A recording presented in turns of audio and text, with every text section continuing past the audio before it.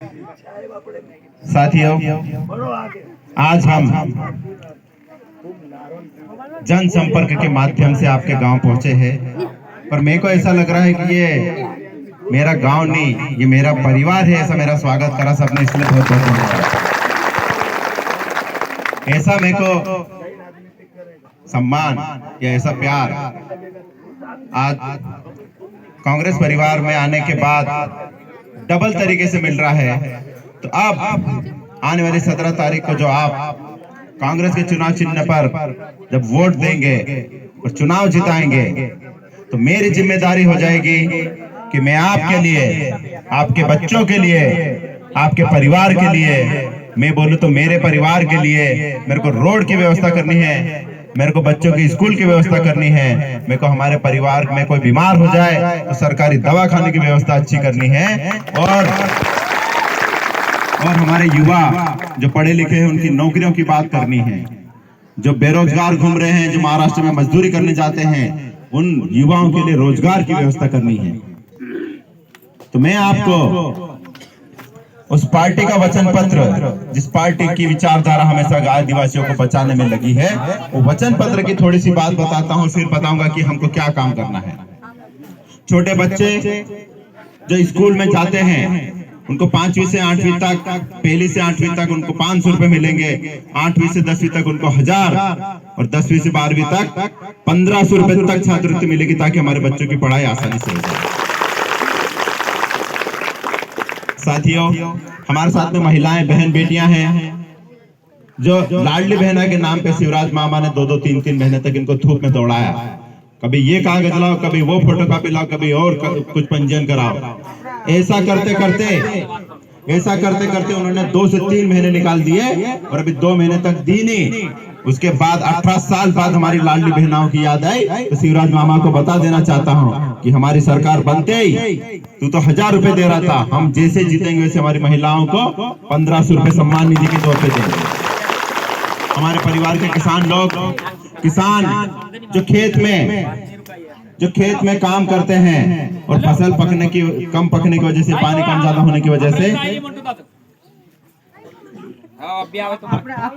वो कर्जा हमको माफ करे गए, तो वो कांग्रेस पार्टी की सरकार है जो 2 लाख तक का कर्जा, सब किसानों का कर्जा माफ होगा, और हमारे पे जो सिर पे कर्जा लेकर जो किसान परेशान रहता है, जो परिवार की चाकरी नहीं कर सकता है, उसको आसानी हो जाएगी। 2.5 लाख की कुटीर मिलने वाली है। 5 HP तक जो आपको लाइट मिलेगी, वो अभी लाइट का कनेक्शन आपके यहाँ लाइनमैन घूमने लग गए और लाइट काटने लग गए हैं, तो उनको बोल देना कि हमारी सरकार बन रही है और हमारी सरकार ने 5 HP तक की लाइट बिजली माफ कर दिया है, तो हमारे से पैसे लेने की जरूरत नहीं हमारे पास।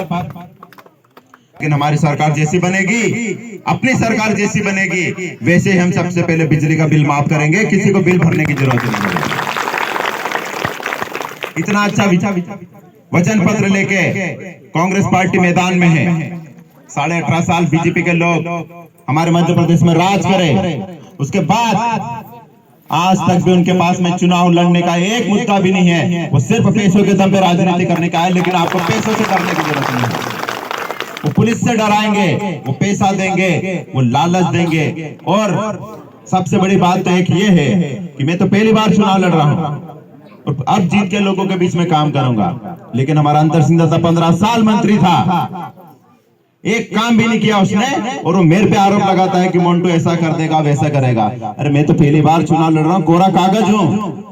मैं अब लिखूंगा मेरे समाज का और हमारे सेंध विधानसभा के विकास की कहानी। पर 15 साल तुम भी मंत्री थे, तुम बताओ कि क्या काम करा। तुमने सिर्फ जमीनें खरीदी, लोगों की कीमत बढ़ा के, तुमने पेट्रोल पंप डाले, तुमने बड़े बड़े गोदाम बना लिए, करोड़ों रुपए के बंगले बना लिए, और तुम्हारी पूरी व्यवस्था कर ली। कभी पलट के पीछे देखा जिनने वोट दिया बीजेपी का? 15 साल हमारे लोगों ने वोट देके बिठा के रखा, पीछे पलट के देखा हमारे वोट का क्या काम हुआ? कभी नहीं उसने पीछे पलट के देखा, सिर्फ और सिर्फ उसका खुद का करते चलेगा, और इतना विकास कर लिया कि विकास को देखो तुम कितना विकास हो रखा है। ये सोचने की बात है, ये सोचने की बात है कि वो क्या बोलते हैं और क्या करते हैं। हमारा पूरा परिवार, हम जब भी खड़े रहते हैं, समाज को मुसीबत आती है, आधी रात को खड़े रहकर हमारे समाज के लोगों की मदद करने जाते हैं। यहाँ बड़वानी जिले की बात कर रहा हूं मैं कि शिवराज मामा को पता नहीं क्यों हमसे इतना डर लगता है कि साल में 2-2 बार मेरे गांव में आ चुका और मेरे गांव में आके बोलता है वो कि मैं नर्मदा का पानी लाऊंगा। हर बार आके हाथ ऊंचे करा के बोल के चले जाता कि नर्मदा का पानी लाऊंगा, लेकिन 18.5 साल राज करने के बाद आज तक भी नर्मदा का पानी नहीं लाया। लेकिन जैसे ही अपनी सरकार बनेगी सेंधवा में और मध्य प्रदेश में, जैसी हमारी सरकार बनेगी, सबसे पहला काम अगर करेंगे तो हमारे पूरे आदिवासी बेल्ट से लगा के सेंधवा विधानसभा के हर एक गांव, एक एक फलिया में, एक एक खेत में मां नर्मदा का पानी लाएगा, जिससे हमारे किसानों की दिन पलटे।